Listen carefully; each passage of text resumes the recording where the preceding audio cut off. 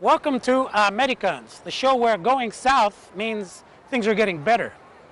I'm your host, Roberto Lobato. We're here in Los Angeles today celebrating the arrival of the bones and statue of Santo Toribio Romo, the patron saint of immigration and of immigrants.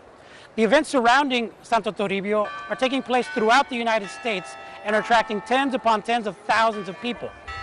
What's especially interesting about these events is the way in which they mix ecclesiastical power, traditional power, with people power, new power, poder popular from below. Together, these two powers are going to be a major force and are a major force in immigrants' rights and other causes.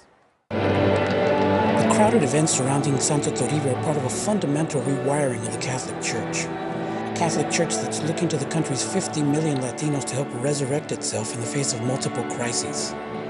Child abuse scandals, the rise of the Protestant evangelical church, and other challenges have emptied the pews in many churches. In this sense, last year's election of Pope Francis was as much an acknowledgement of U.S. Latino Catholics as it was a recognition of America Latina. And this Latino-Americanización of the church is as much about the resurrection of the church as it is about the rise of Latinos. We try through the different images that we have here to sustain the tradition and the faith of our people in our parish. Padre Arturo Corral leads the Santo Tomas Church, one of the most crowded and active churches in the Diocese of Los Angeles. He was trained in various theologies, including charismatic and liberation theology, and brings this social justice mission to help both community and church. They don't have documents. So I go to places all across the country and I see some Catholic churches that are largely empty during Sunday, of Mass. And I come here and it's bubbling with people every week.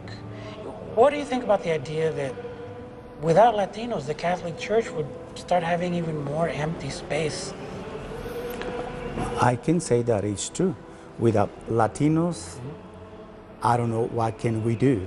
We have, and that is true, we have like 7,000 people coming every Sunday to celebration and Sundays. 7,000. In 8 celebrations. And 7 celebrations are in Spanish and 1 in English.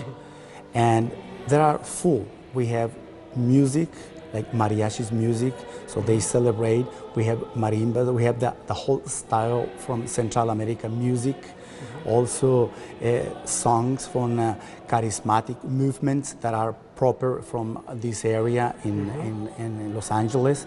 So the culturally and also musical is an expression of Latin American spirit living here in Los Angeles. The identification with Santo Toribio, it is most direct for immigrants that are coming from Mexico. But the other 50%, they have also identification with El Señor de Esquipulas, Virgen de Suyapa. So there are proper saints from Latin America that are present also in our church, and they bring this tradition. But immigration is always an issue in every moment, and our prayers are direct in this way. 10-year-old Jersey Vargas came to the Santo Toribio event because she wanted to share her own immigration story. After her father Mario was captured and imprisoned by the Obama administration, Jersey and her family and her community saw no choice but to jump into action, and to do so with the help of the church and through the church. So what has the church and all the saints like Santo Toribio done for you? Like, they have helped me a lot, and they have supported me because this is all for the immigration reform, and I want to make a difference. What kind of a difference do you want to make? I want to make a difference in the world for the Mexicans, like Latinos, everybody. Wow, and you're 10 years old and you want to do this? Yes. Carrying only her faith, her determination, and her love for her father, Jersey went from her poor neighborhood in Paramount to the highest levels of secular and religious power in the world.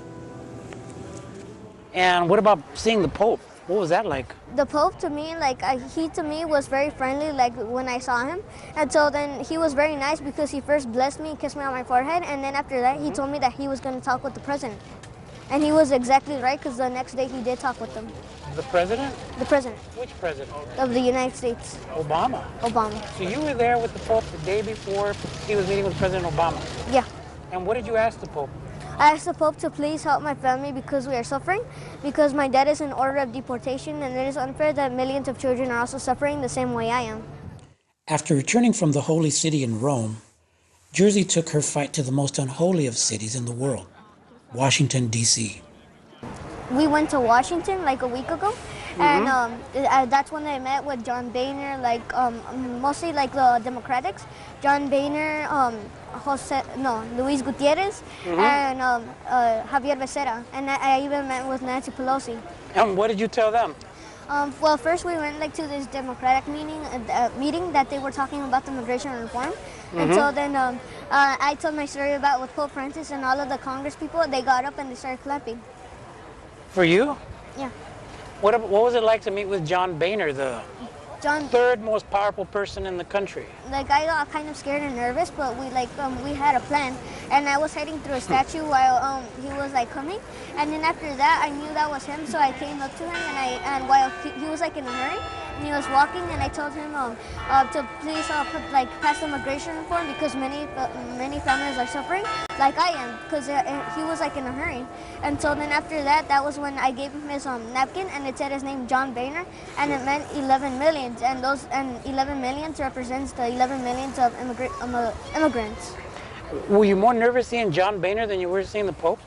I was more nervous seeing John Boehner because he's I've never seen him before, and he was a Republican.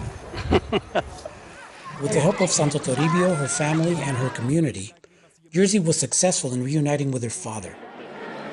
In the process, she and millions of other Latino Catholics are also helping the Catholic Church survive and grow for the age of Americans. I'm Roberto Lovato.